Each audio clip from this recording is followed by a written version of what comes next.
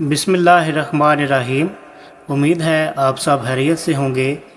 आज हम एक्सरसाइज 1.6 का क्वेश्चन नंबर 1 जो है वो सॉल्व करेंगे बाय क्रैमर रूल के तरीके से। तो क्रैमर रूल का तरीका चलें शुरू करते हैं। पहले इसका ये वही तरीका होगा कि पहले हमने इसको मैट्रिक्स फॉर्म में लिख लेना है, कॉलमों की शक्ल में इन दोनों इक्वेशंस को लिख लेंगे। तो पहले हमने इनके जो कोफिशिएंट हैं एक्स और वाई के, उनका हमने एक अलग से मैट्रिक्स बना लेना है। जिस तरह के x का कोफिशिएंट है 2, फिर y का कोफिशिएंट है -2, x का कोफिशिएंट है 3 और y का कोफिशिएंट है +2। तो ये हमारे पास एक मैट्रिक्स बन जाएगा। और दूसरा मैट्रिक्स बन जाएगा जी वेरिएबल का, और वो आ जाएगा x और y इज़ इक्वल टू, और ये मैट्रिक्स आ जाएगा 4 6। अब ये जो पहला मैट्रिक्स है कोफिशिएंट का, इसका नाम रख लें ए इज़ इक्वल टू 2 - 2 3 2। अब आपने इस ए का डिटर्मिनेंट फाइंड करना है। तो चलें जी डिटर्मिनेंट फाइंड करते हैं। ए का डिटर्मिनेंट फाइंड करेंगे, उसके लिए हम सीधी लाइनें लगाएंगे। 2 - 2 3 2। डिटर्मिनेंट पता है आपको कैसे फाइंड करना है, क्रॉस मल्टीप्लाई करेंगे। 2 को 2 से मल्टीप्लाई करेंगे, माइनस लगा के 3 को -2 से मल्टीप्लाई करेंगे। तो 2 को 2 से मल्टीप्लाई किया 4, माइनस माइनस प्लस हो जाएगा 3 2 6। तो ये आ जाएगा जिसका डिटर्मिनेंट 10 और ये इज़ नॉट इक्वल टू 0 है। अगर 0 डिटर्मिनेंट आ गया तो वो उसका सोल्यूशन पॉसिबल नहीं होगा। तो ये ए का डिटर्मिनेंट आ गया। अब हमने दो मैट्रिक्स ए एक्स और ए वाई फाइंड करने हैं और उनका इसी तरह से डिटर्मिनेंट फाइंड करेंगे। तो चले पहले हम ए एक्स लिखते हैं। ए एक्स हमारे पास क्या होगा जी, ये जो ए मैट्रिक्स है इसका हमने पहला कॉलम चेंज करना है। ये जो हमारे पास ये कॉलम बना था इसके साथ, ये जो पहला कॉलम है इसकी जगह पे अब हम ये वाला कॉलम लिख देंगे और दूसरा कॉलम वही रहने देंगे। तो इस पहले कॉलम की जगह पे ये आ जाएगा 4 6 और दूसरा कॉलम इसका यही रहेगा -2 2। और इसका हमने फाइंड करना है डिटर्मिनेंट। ए एक्स का डिटर्मिनेंट हमने फाइंड करना है। तो चलें डिटर्मिनेंट फाइंड कर लेते हैं। 4 को मल्टीप्लाई करेंगे 2 से, -6 को मल्टीप्लाई करेंगे -2 से, 4 to 8 minus minus plus 6 to 12। तो ये आ जाएगा जी 20। अब हम इसी तरह से ए वाई फाइंड करेंगे।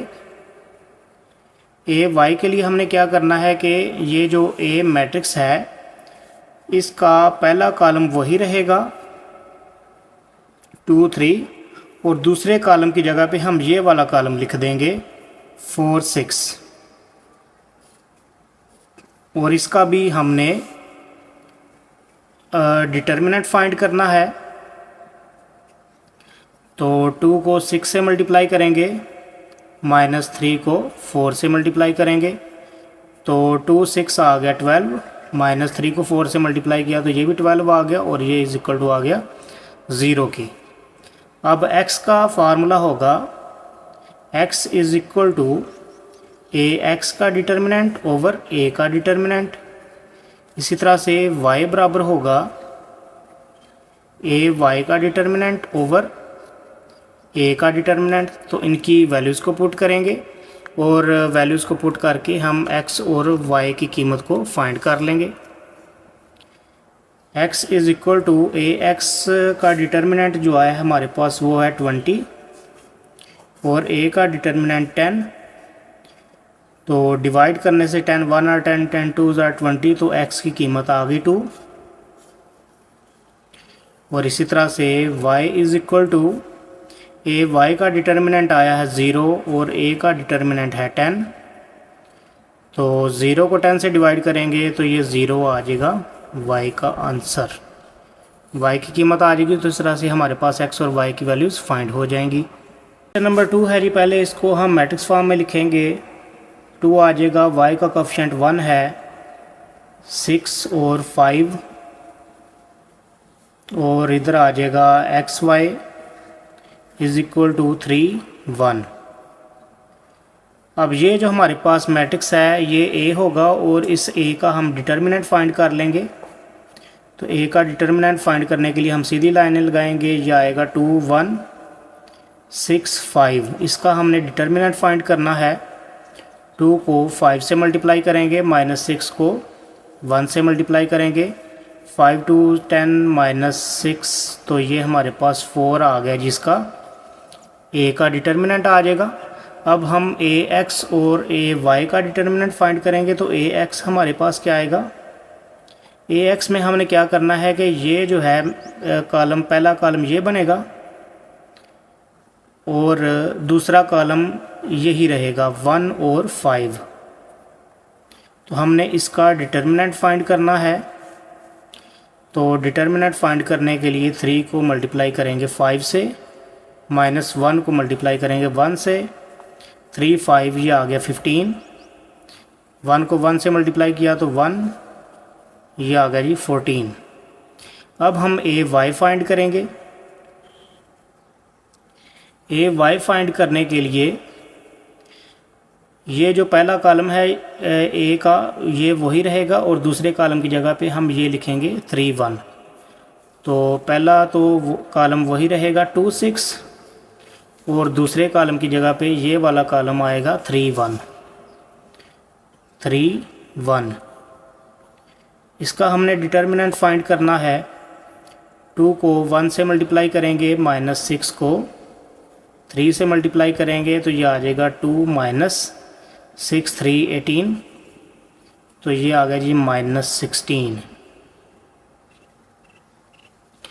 अब हम x और y की कीमत फाइंड करने के लिए फार्मूला लगाएंगे। x is equal to A X का डिटर्मिनेंट ओवर a का डिटर्मिनेंट, एंड y का फार्मूला होगा a y का डिटर्मिनेंट ओवर a का determinant.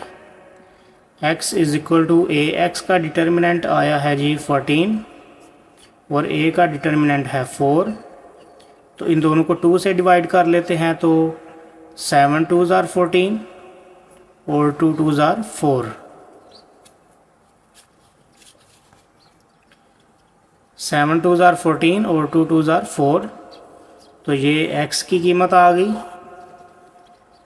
y is equal to A Y का डिटर्मिनेंट है जी -16 और a का डिटर्मिनेंट है 4। तो 4 के साथ डिवाइड कर लेंगे, 4 1 और 4 4 4s are 16। तो ये y की कीमत आ गई -4। क्वेश्चन नंबर 3 है जी, पहले इसको मैट्रिक्स फॉर्म में लिखेंगे। 4 2 3 और y का कोफिशिएंट है -1 और आ जाएगा X Y is equal to 8 -1। अब हम ऐसा करेंगे कि ये जो ए मैट्रिक्स है इसका डिटर्मिनेंट फाइंड करेंगे। तो ए का डिटर्मिनेंट फाइंड करने के लिए सीधी लाइनें लगाएंगे। 4 2 3 -1, 4 को -1 से मल्टीप्लाई करेंगे, माइनस लगा के 3 को 2 से मल्टीप्लाई करेंगे। 4 -1 -4 -3 2 -6, तो ये आ गया -10 इज़ नॉट इक्वल टू 0। अब हम फाइंड करेंगे ए एक्स और उसका डिटर्मिनेंट। तो ए एक्स क्या होगा, ए एक्स में हमारे पास ये जो ए मैट्रिक्स है इसका पहला कॉलम इसके साथ चेंज कर देंगे। तो पहले कॉलम की जगह पे ये आ जाएगा 8 -1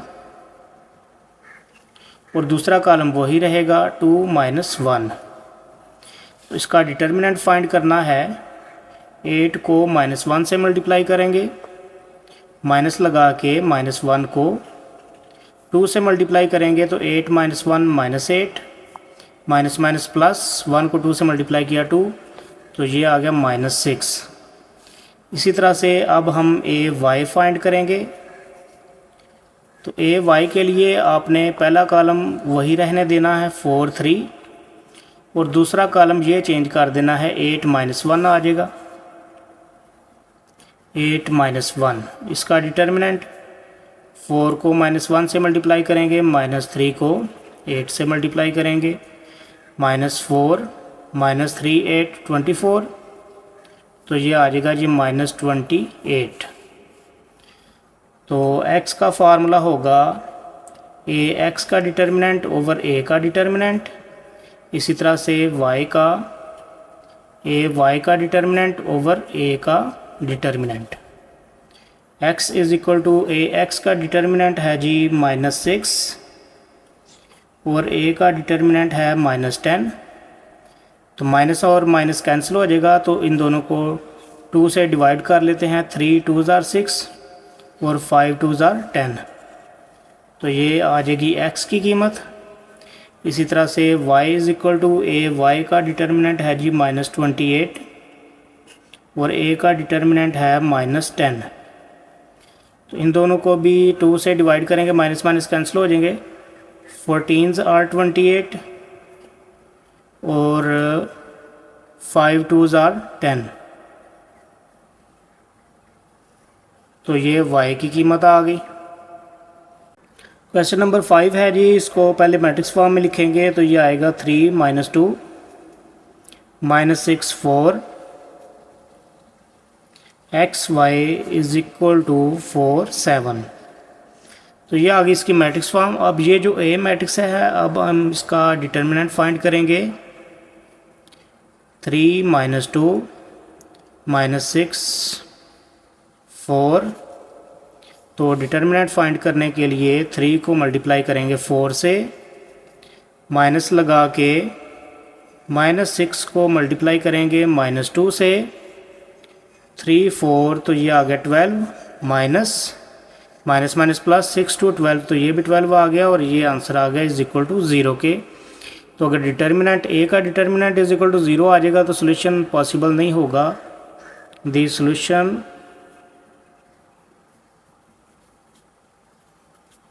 इज नॉट पॉसिबल। इसका हल मुमकिन नहीं है। जी स्टूडेंट्स, ये था हमारा आज का लेक्चर। वीडियो पसंद आई है तो ज़रूर लाइक शेयर और चैनल को अगर सब्सक्राइब नहीं किया हुआ तो सब्सक्राइब कर दें। मिलते हैं नेक्स्ट वीडियो में। खुदा हाफिज़।